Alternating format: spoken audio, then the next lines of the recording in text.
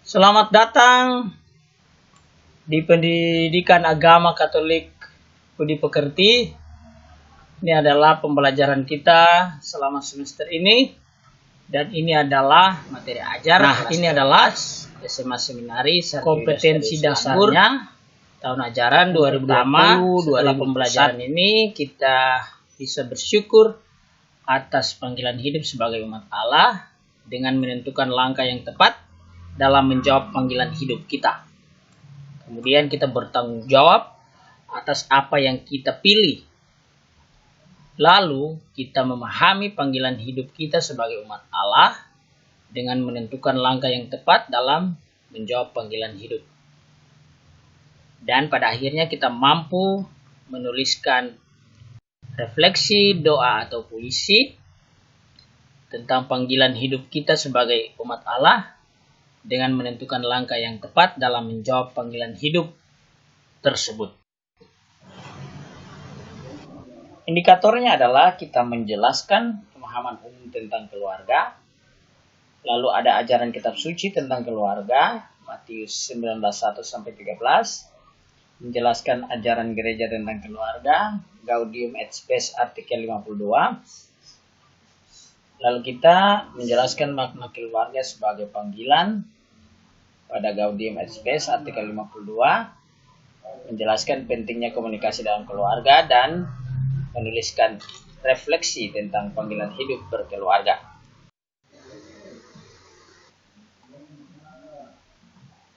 Ya, kita masuk pada pemikiran dasar. Jadi, salah satu pilihan atau komitmen terkait dengan status hidup adalah hidup berkeluarga.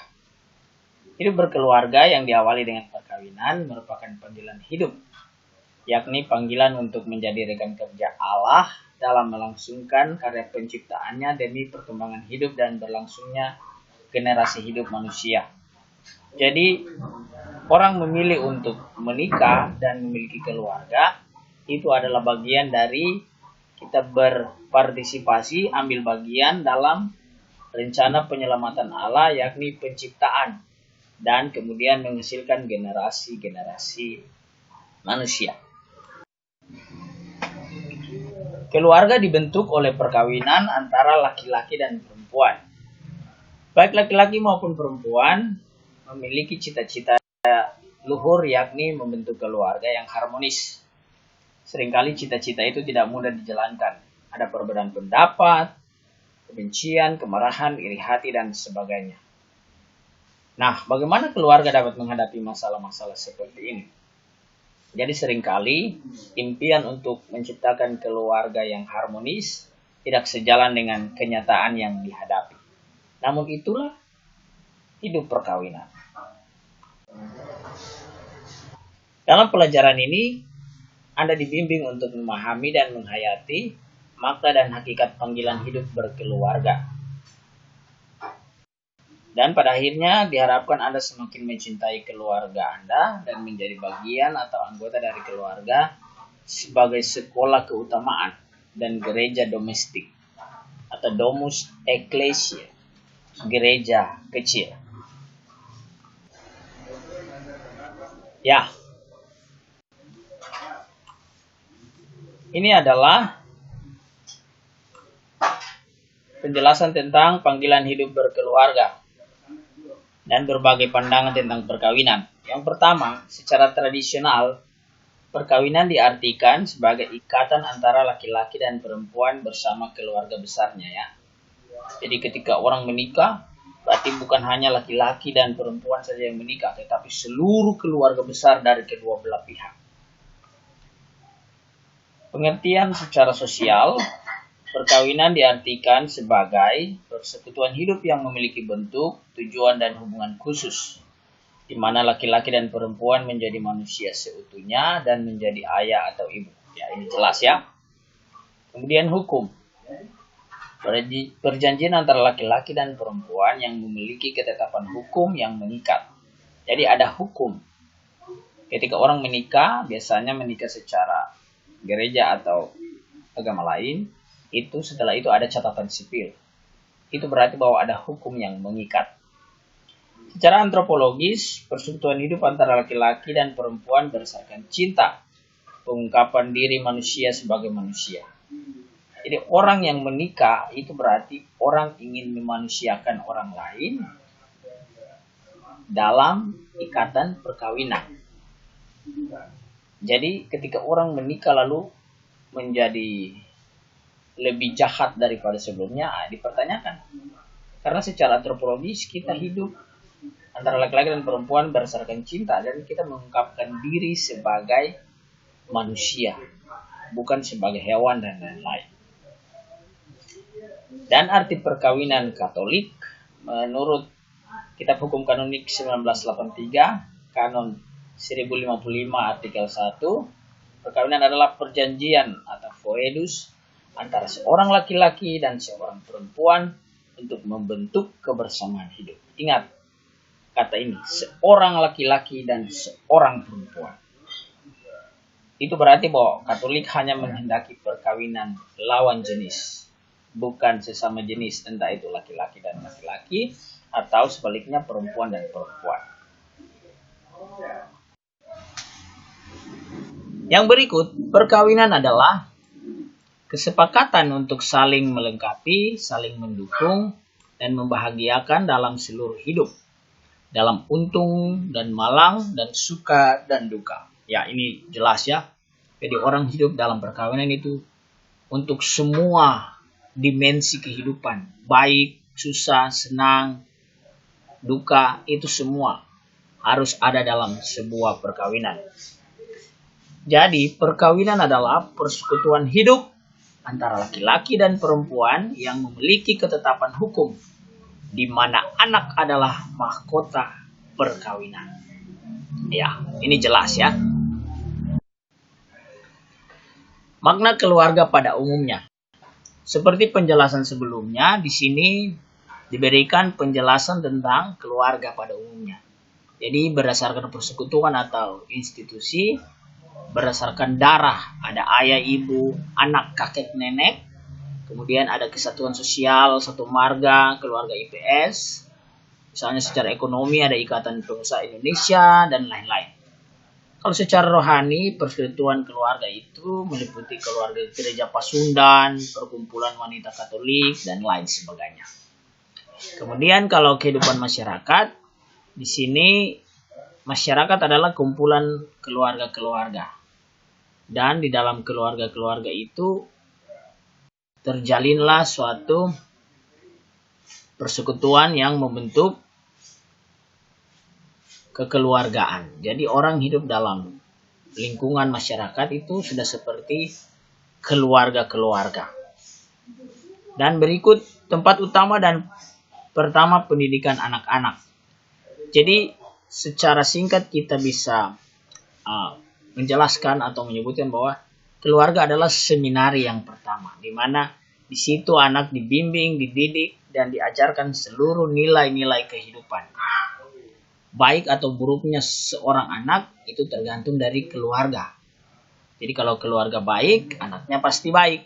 Tapi kalau keluarganya buruk, otomatis anaknya pasti buruk. Tujuan dari sebuah perkawinan adalah pertama, kesejahteraan hidup bersama suami istri, bonum vitae. Itu berarti bahwa tujuan utama dari perkawinan adalah agar suami istri saling membahagiakan. Jadi bukan anak yang menjadi tujuan utama, tetapi istri dan suami bahagia. Ini tujuan orang menikah itu untuk bahagia ya, bukan untuk susah. Memang nanti akan ada hidup susah, tetapi kedua pasangan itu bersatu untuk bahagia dalam kehidupannya.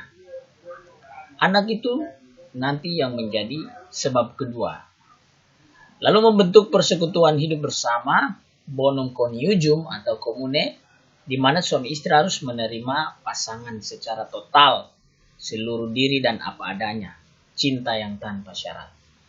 Menerima baik buruk, lebih kurang dari setiap pasangan ya. Lalu yang terakhir, kebaikan hidup anak-anak atau bonum prolis. Perkawinan itu harus terbuka pada kelahiran anak, prokreatio, dan bertanggung jawab untuk kebahagiaan dan kemandirian anak. Jadi anak adalah buah cinta dari suami istri. Oleh karena itu, anak harus dididik dan diajar dengan sebaik-baiknya agar mereka juga hidup bahagia. Ya, proses pernikahan Katolik. Jadi, sebuah perkawinan Katolik dinyatakan sah apabila ada kesepakatan atau perjanjian nikah.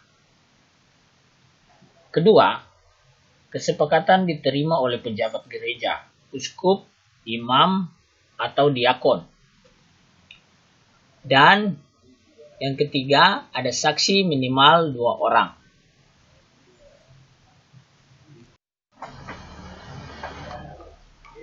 Yang berikut, ajaran kitab suci tentang perkawinan dalam Matius 9 ayat 1-16. Perkawinan adalah persekutuan cinta antara pria dan wanita secara sadar dan bebas menyerahkan diri serta kemampuan untuk selamanya.